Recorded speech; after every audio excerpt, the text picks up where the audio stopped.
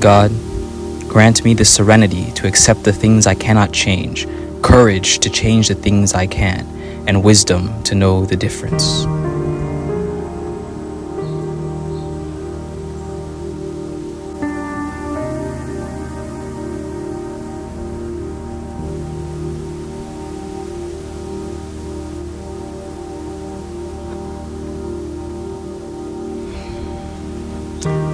Alright, so it's summer, as you can see by this nice sunny ambiance I have and the fact that I'm sitting outside and not in my room like I normally would be during the school year.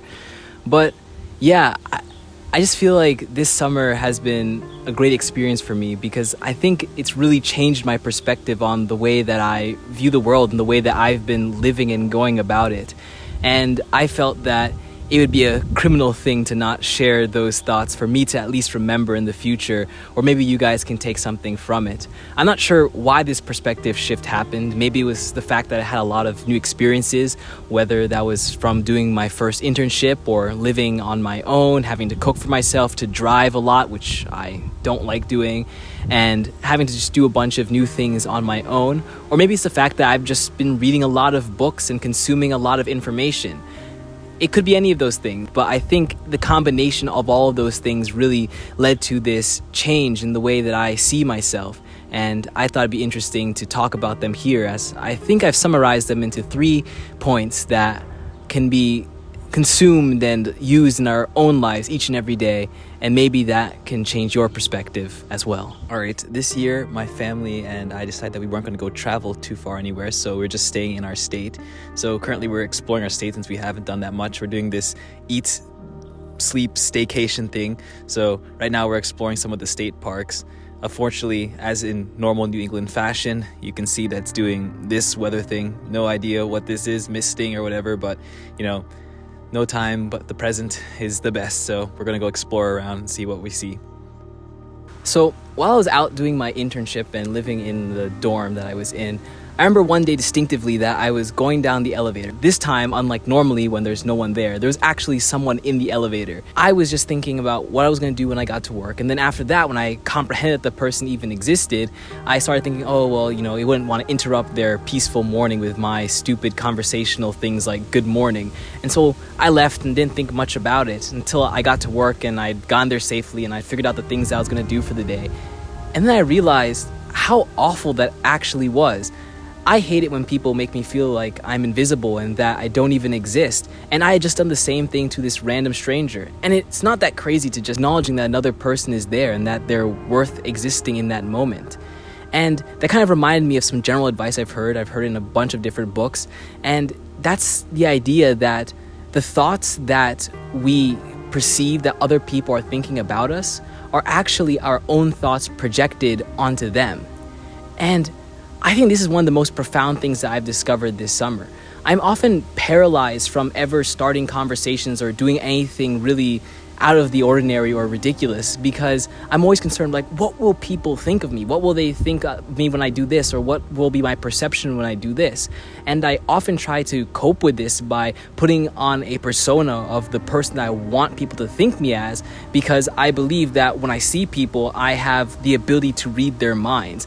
It's an interesting process because we come up with scenarios in our brain based off of the things that we've experienced in the past. We create these simulations of what we expect to happen.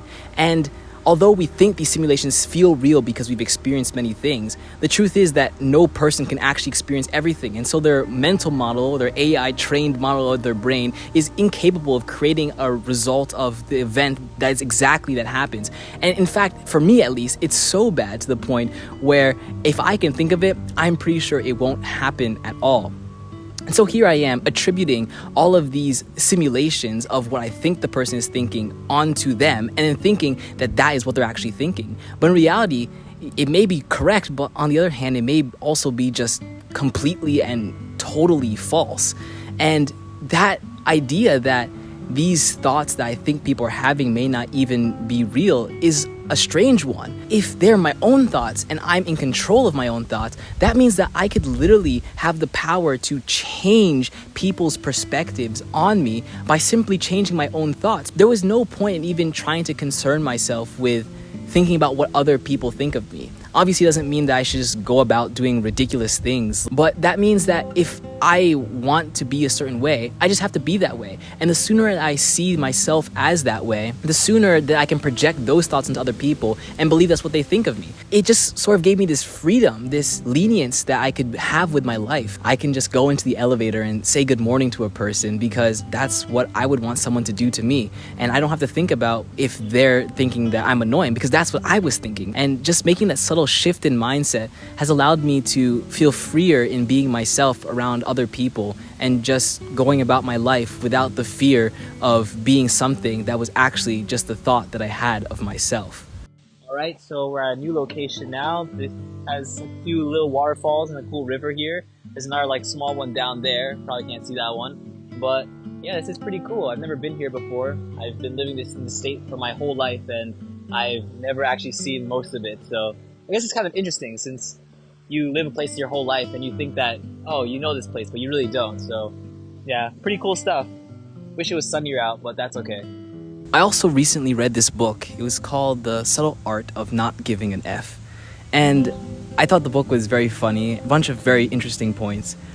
But I think one that really stood out to me was the idea that we may not be at fault, but we are responsible.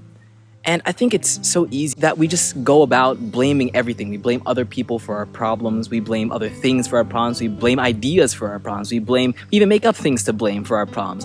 And that's sort of a defeating way of looking at life. If we blame everybody else or everything else for our problems, then that means that we have no power to change them because other people or other things or an idea that doesn't even exist, an imaginary thing, is in control of our lives. And how is it that we would be able to accomplish anything if something else is in control of us? In reality, nobody actually cares about our lives except for the people really close to us and ourselves. And that's because everyone is concerned with dealing with their own life and the things that they have to do. So the only way that we can actually change things is to take it into our own hands. The moment that we're able to realize that maybe, sure, all the imaginary idea, the crazy thing that's happening in the moment, your circumstances, the people around you, sure, they may be at fault for what's going on with your life, but they're certainly not responsible for you. Your best interest in helping yourself is just going about your life, doing the things that will help you and the people around you, and not concerning yourself with these things that may have been at fault. We are responsible for our own lives, and if we want things to change, we have to be the one who changes them. We should focus on the fact that we have the power to change that, and we have control of our lives, and we have control of the things around us. And even if that's not true, let's just say that everything around us is in control of us. I think I'd much rather live in the delusion of the idea that I actually am in control. Once I think that way, I think I'd live a much happier life than a person who believes that everything else is someone else's problem or someone else's fault. So, may not be at fault, but you are responsible for doing what you can to make your life a little bit better each and every day. All right, so we're at the third location now. There's not really much to see. I thought there was gonna be like a whole waterfall or something, but I guess we'll walk a little bit and see what's going on. Just nice to be in nature for a little bit. This idea that we're responsible for our own lives and what happens in it sort of leads into this next point, which is that happiness is just a mindset. And I'm sure we've all heard it before, the glass half empty, glass half full thing. But I don't think I've really comprehended it until this summer. There are always two ways we can look at something. The people who find their life to be unhappy are the people that believe that their life could have been better. And the people who find themselves who are happy are the people that believe that their life could have been worse. I mean, just think about it. The chances, the probability of you existing here in this moment, right now, doing the thing that you're doing, if we were to try and calculate that just using probabilities of chances and events, it would be so completely unfathomable, so unlikely that this would even exist at this moment. And in a world of infinite possibilities, how lucky are we to be alive in the one that is not as bad as it could be? I often find myself relying on my happiness on a future version of myself. Once I achieve this thing, once I graduate, once I get into this school, once I get this job, once I have a certain amount of money, that then, only then will I be happy and I can finally relax and take some time off. But in reality, that bar always keeps shifting. And it's strange because we're relying on something else for our happiness. It's the same thing as the other one where we blame other people for our problems. In this case, we're relying our happiness on someone who doesn't exist. We're relying on a person who exists in the future, and it may not even be the future that occurs. As I said before, we are really bad at making simulations of what we think will happen because we don't have all the information. The chances are Murphy's Law is going to kick in and everything that can go wrong will go wrong, and you may never even get there. When we realize this, we can take it into our own hands and say, you know what, I can be happy with the person that I am right now because that's the only version of me that exists, not the person of me 1 second ago or person of me 1 second from now. It's the person that exists right now that actually matters, and that's the person that needs to be happy. And we can control that, and it's just by shifting our perspective. It's about shifting our mindset.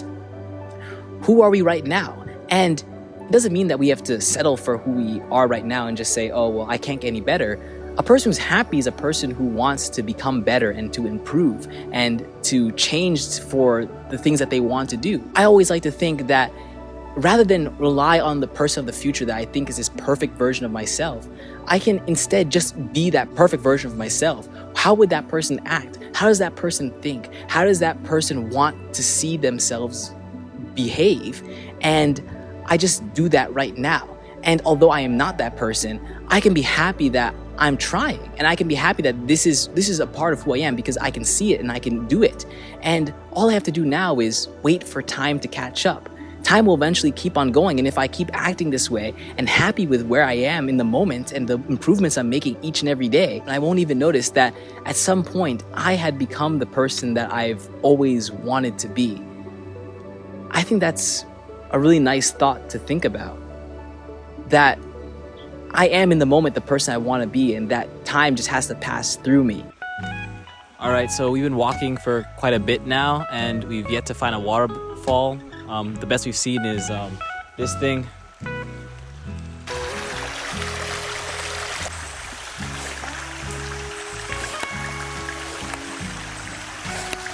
You know, it's actually kind of funny because now that I've sat down to do this little video here and discuss my thoughts, I've realized that the three things I just talked about are not three separate things, but actually they're just the same things from three different perspectives.